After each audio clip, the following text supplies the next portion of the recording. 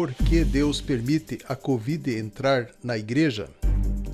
Aqui em minha cidade, eu venho contabilizando desde o início da pandemia muitos crentes e dezenas de pastores de diversas denominações evangélicas que foram infectados. Muitos pastores morreram nos últimos meses e padres também. Igreja Visão Missionária, Igreja Assembleia de Deus, Quadrangular, Batista, Deus é Amor, todas tiveram algum pastor que morreu por Covid. Aqui onde eu moro, a maioria dos templos são pequenos e tem ambientes fechados, o que contribui para o contágio dos crentes. Eu venho falando há tempo que no culto é um lugar perigoso para o contágio, principalmente se for um culto de igreja pentecostal, onde o pregador grita no microfone, os crentes oram em voz alta, compartilha o mesmo microfone. Cultos assim transportam partículas de salivas muito pequenas pelo ar que são liberados quando os crentes cantam, oram e glorificam. Segundo os especialistas, o fato de a pessoa apenas estar cantando já corre o risco de contágio. Também há estudos que afirmam que máscaras não são tão seguras nesses ambientes. Ambientes pequenos e fechados têm menor ventilação e menor troca de ar. Assim, as partículas se acumulam com mais facilidade. O perigo está principalmente nos cultos pentecostais, que são repletos de música, emoção, choros, gritos de aleluia, oração em voz alta. Por isso estou fazendo este alerta aos pastores. É hora de fechar os templos, ou pelo menos diminuir os cultos e outras atividades. Parece muito estranho. Quem diria que justamente as igrejas pentecostais que pregam avivamento, que fazem campanhas de curas e milagres, agora estejam vulneráveis à doença e muitos pastores estão morrendo.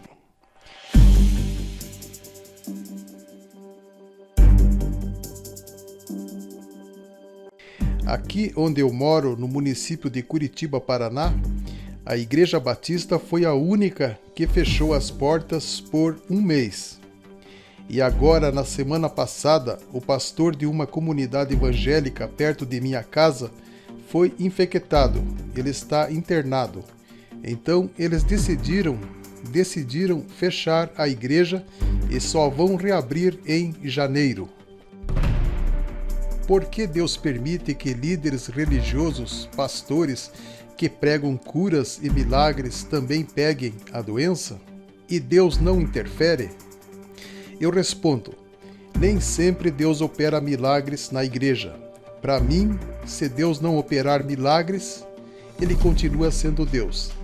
A Bíblia mostra que houve determinados períodos da história que Deus fez grandes milagres e maravilhas, mas também houve períodos em que Deus ficou em silêncio. Eu não sou como Tomé que precisa ver para crer. Eu creio em Deus independente de ver milagres. Jesus disse, bem-aventurado os que não viram e creem. Deus enviou um anjo para livrar Pedro da prisão quando os crentes intercediam por ele, mas permitiu que Tiago fosse morto à espada. Jesus muitas vezes curava apenas uma pessoa no meio de uma multidão de doentes, como foi no caso da cura do paralítico realizada no tanque de Betesda. Então, em minha opinião, Deus está permitindo essa doença no meio da igreja e por isso Ele não interfere. E se Deus está permitindo é porque Ele tem seus propósitos. Mas devemos fazer nossa parte, devemos nos proteger. Chegou a hora em que nem no culto estamos seguros.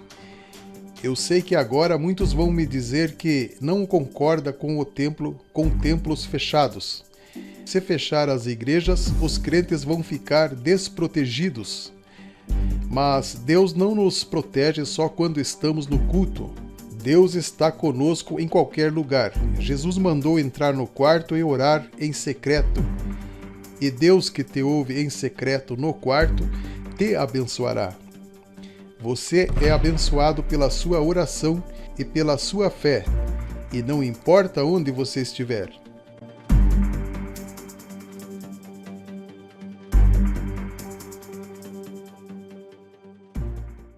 Os pastores bilagreiros usam como base os versículos de Isaías 53:4, onde diz: verdadeiramente ele tomou sobre si as nossas enfermidades, e as nossas dores levou sobre si, e nós o reputávamos por aflito, ferido de Deus, e oprimido. Se Jesus levou nossas enfermidades, por que os crentes ficam doentes? É importante notar que a profecia se cumpriu antes de Jesus ser crucificado.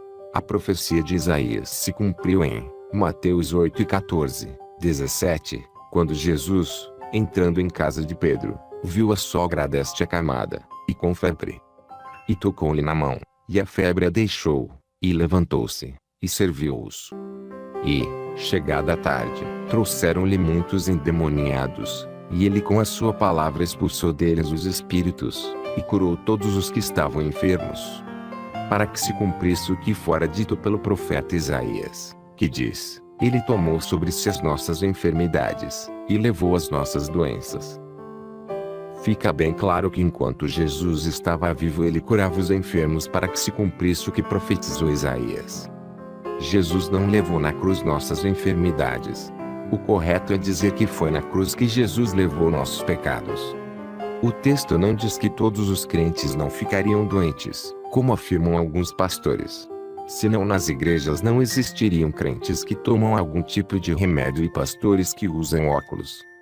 Jesus não disse que deixaria os crentes imunes às doenças. Se formos levar o texto de Isaías ao pé da letra, nem dor os crentes deveriam ter.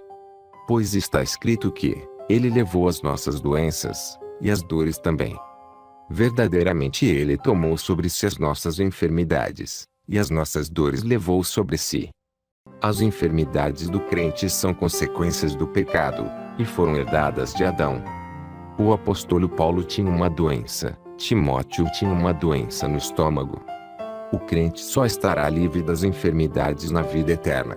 Nesse dia o crente não habitará mais em um corpo corruptível, mas incorruptível. Não se pode afirmar que o crente não fica doente, se a ressurreição ainda não ocorreu. Naquele dia Jesus livrará todas as nossas enfermidades, como está escrito. E Deus limpará de seus olhos toda lágrima, e não haverá mais morte, nem pranto, nem clamor, nem dor, porque já as primeiras coisas são passadas.